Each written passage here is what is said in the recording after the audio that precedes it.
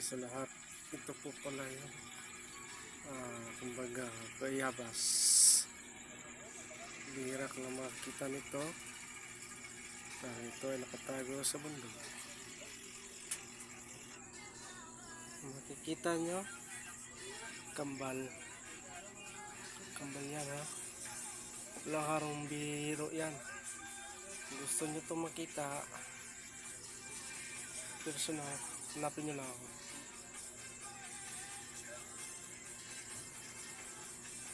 Kailangan sa panahon ngayon alamin mo yung nasa paligid mo at pagmasid nila ka. Ito yun. Shoutout kay GP Boy Latjan, sa kanya to, pero ako yung kumuha mula sa puno, kaya sa akin na lang to.